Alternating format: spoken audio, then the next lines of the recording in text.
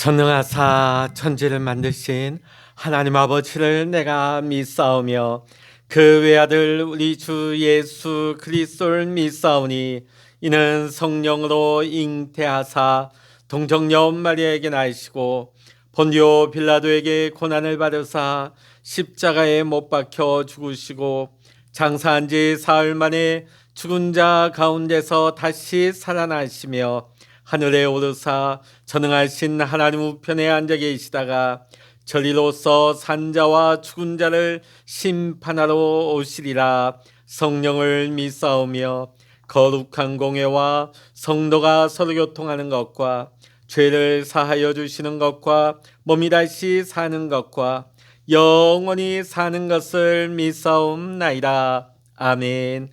찬송 272장입니다.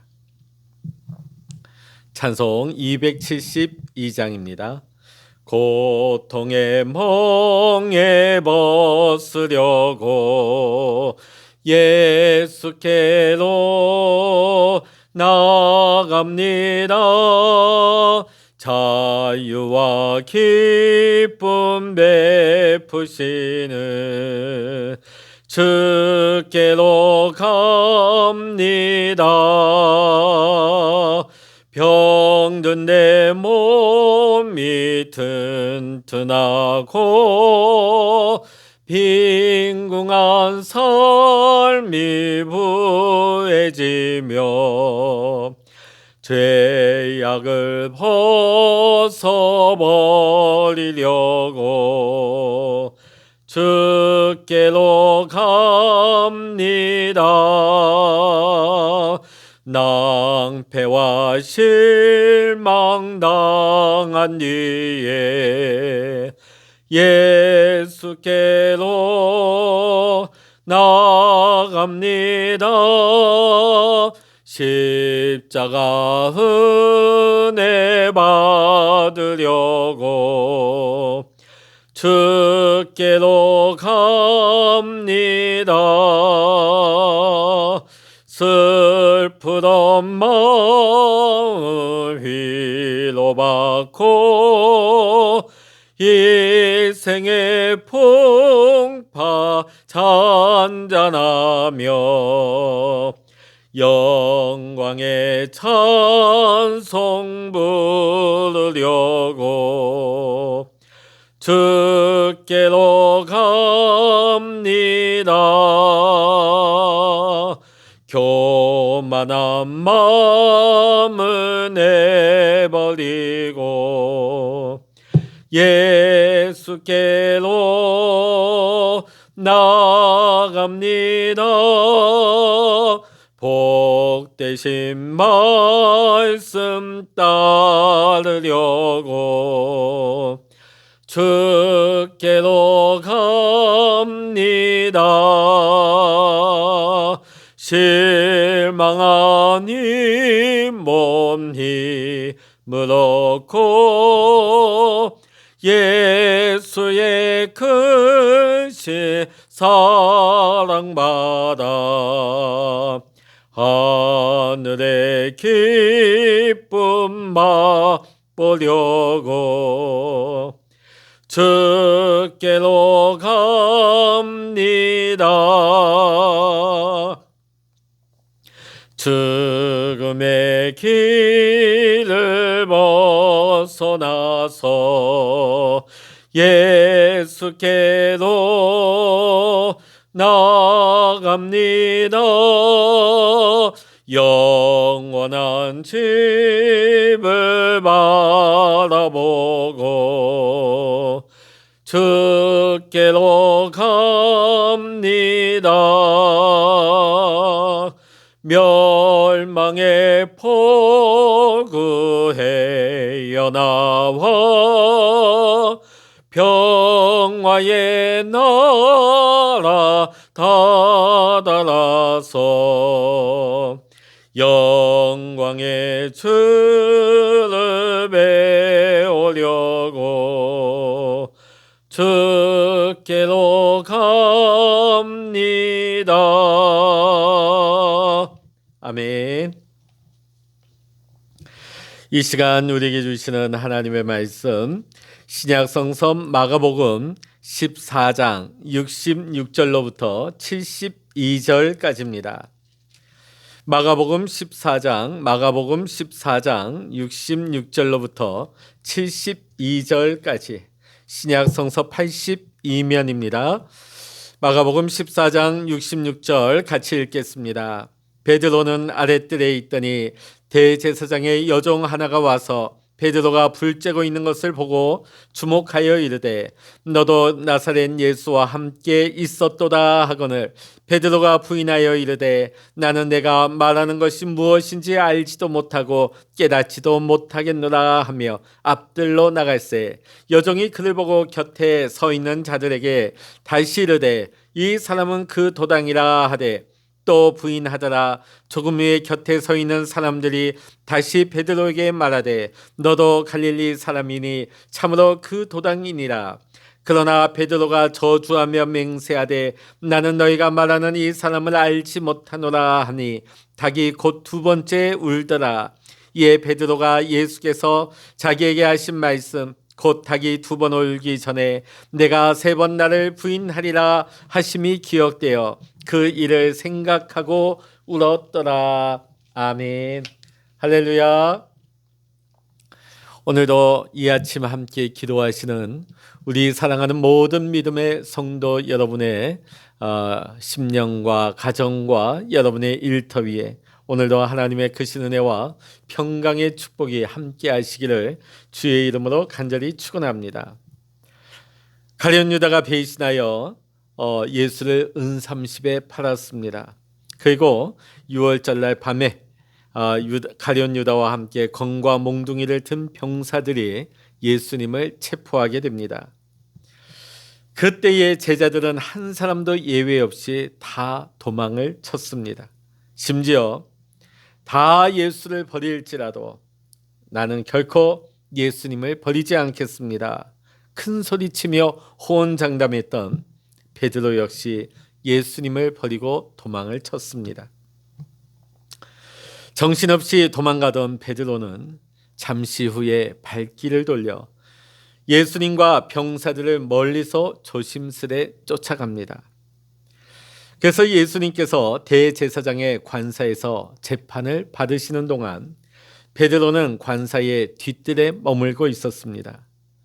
밤에 기온이 떨어져서 춥게 되자 추운 몸을 녹이기 위해 몇 사람들이 그 관사 뒤뜰에 불을 피워놓은 것 같습니다. 베드로 역시 자연스럽게 사람들 틈바구니 속에 들어왔습니다. 이때에 대제사장의 집에서 일하는 여종이 베드로를 알아봅니다. 당신도 나사렛 예수와 함께 있었지요?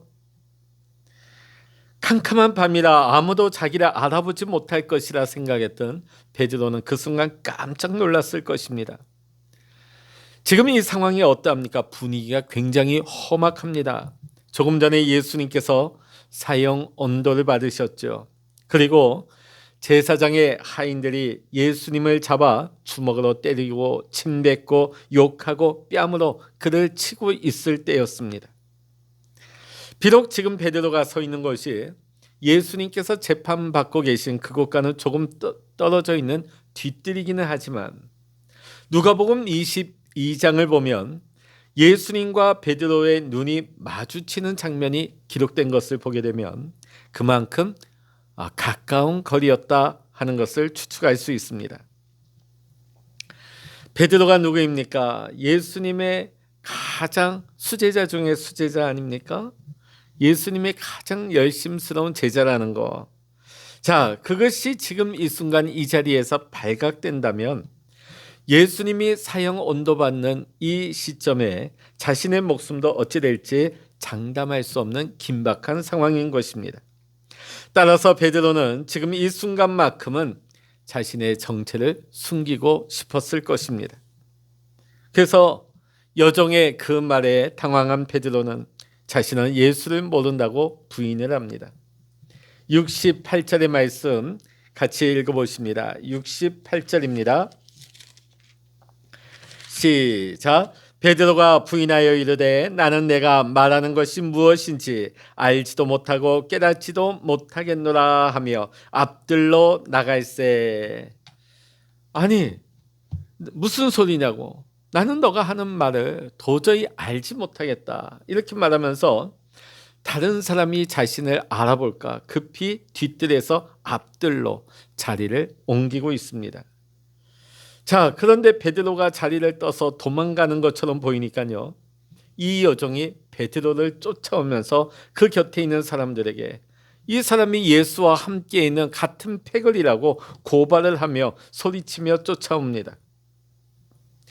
베드로는 자신의 정체가 탄로날까 더 큰 두려움에 사로잡히게 되죠.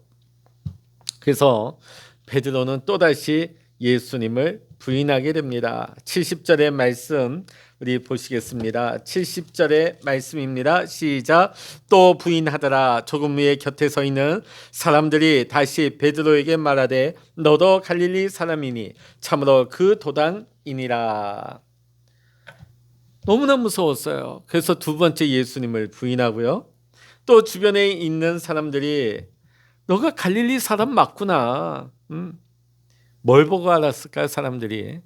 우리나라에도 요즘 서울에 보면 전국 각지에서 올라온 사람들이 다 뒤섞여 살고 있습니다.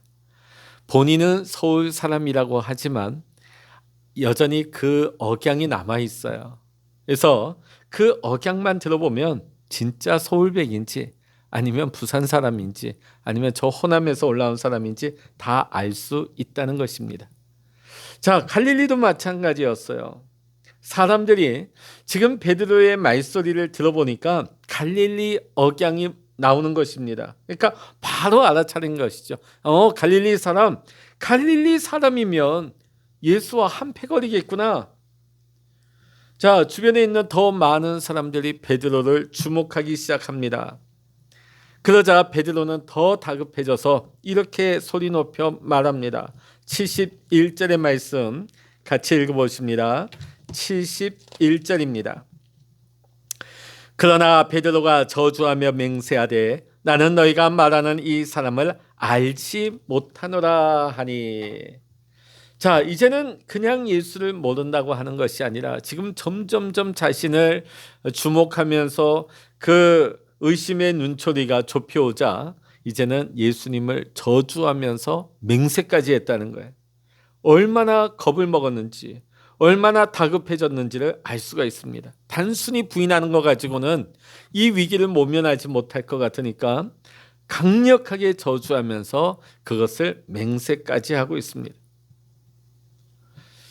자, 예수님이 뭐라고 말씀하셨습니까? 오늘 이 밤에 닭이 2번 울기 전 베드로 너가 예수님을 3번 부인하게 될 것이라는 것을 예수님께서 미리 말씀하셨습니다. 그때 베드로는 뭐라고 말했습니까? 내가 주와 함께 죽을지언정 나는 결코 주를 부인하지 않겠습니다. 그러나 베드로는 정작 위기의 상황에 내몰렸을 때, 두려움에 휩싸였을 때 무려 3번이나 예수님을 모른다고 부인하고 저주하면서 맹세까지 했습니다. 예수님께서 말씀하신 대로 곧 닭의 2번째 울음소리가 들려왔습니다. 자, 그 닭의 울음소리를 듣는 순간에 베드로는 통곡하기 시작합니다. 왜 통곡했을까요? 예수님의 말씀하신 것이 떠올랐기 때문입니다. 베드로는 대제사장의 관사를 뛰쳐나가 심히 통곡을 합니다. 지난 3년 동안 따르고 가족처럼 지낸 예수님을 부인했다는 사실, 자신이 얼마나 비겁한지 그는 잘 알고 있었던 것입니다. 오늘 베드로의 이 눈물, 이 통곡이 무엇입니까? 자책의 눈물이요, 안타까움의 눈물이요, 후회와 회개의 의미가 담겨져 있는 눈물이라 할 것입니다. 대제사장의 하인들 앞에서 두려움에 빠져 예수님을 부인한 베드로. 오늘 이 베드로의 모습은 혹시 오늘 우리의 모습은 아닐까요? 세상 속에서 우리가 예수님의 제자로 살기보다는 예수님을 모른다고 한 채 세상 속에 파묻혀서 세상 사람들처럼 살아가고 있지는 않습니까? 예수의 사람임을 나타내지 않은 채 철저히 숨어져서 예수님 부인하는 삶을 살아가고 있지는 않습니까? 오늘 베드로는 사람들의 그 고발에 마음이 흔들려 두려움에 빠져 믿음을 저버렸습니다. 그러나 예수님은 어떠하셨습니까? 대제사장의 고발에도 불구하고 전혀 흔들림 없이 믿음으로 당당하게 자신의 메시아 되심을, 자신이 그리스도가 되심을 당당하게 밝히셨습니다. 오늘 우리가 혹시 베드로처럼 어떤 어려움이나 고난 앞에서 믿음이 흔들리며 쓰러지고 있지는 않습니까? 그렇다면 다시 십자가 앞으로 나아가 예수 그리스도를 찾으시기를 바랍니다. 오늘 예수님께서는 자신을 부인한 제자 베드로를 찾아오셨습니다. 그리고 베드로를 회복시켜 주셨습니다. 이와 같이 우리 주님께서는 비록 우리가 넘어진다 할지라도 우리를 찾아오셔서 다시금 믿음으로 일으켜 주시는, 회복시켜 주시는 주님이 되십니다. 사랑하는 성도 여러분, 세상의 공격에, 세상의 비바람에 휘둘리지 마시고 믿음 저버리지 마시고 예수님처럼 고난과 두려움이 밀려온다 할지라도 흔들림 없는 믿음의 고백을 가지고 오늘도 이 하루를 믿음으로 살아갈 수 있는 저와 여러분 모두가 될 수 있기를 이 시간 주의 이름으로 간절히 축원합니다. 기도하시겠습니다. 할렐루야. 하나님 아버지, 예수님 앞에 나는 결코 주님을 버리지도 부인하지도 않겠습니다.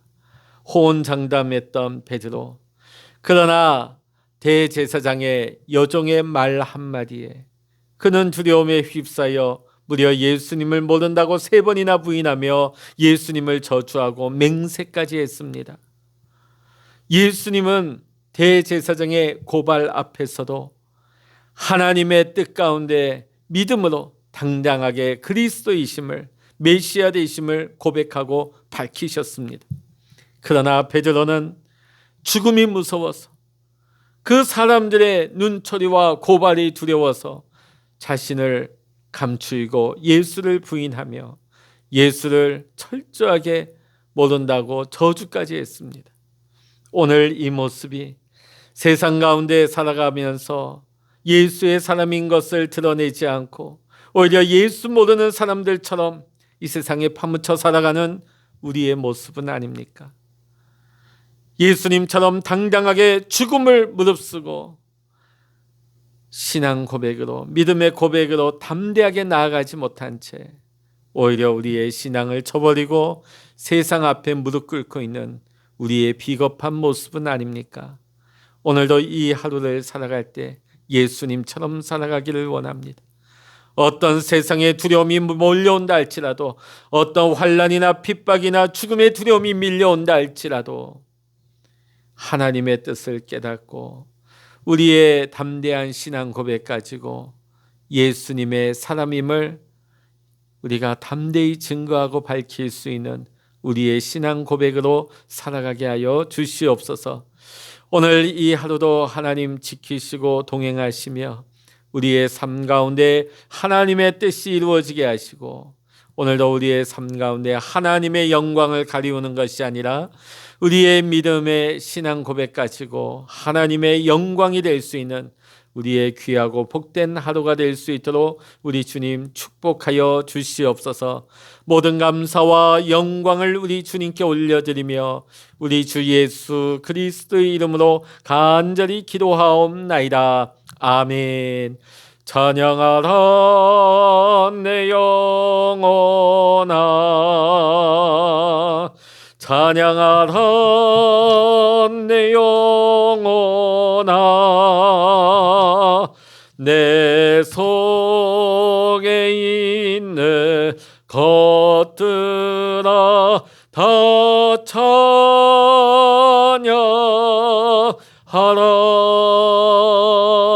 기도하라 내 영혼아, 기도하라 내 영혼아 내 속에 있는 것들아 다 기도하라.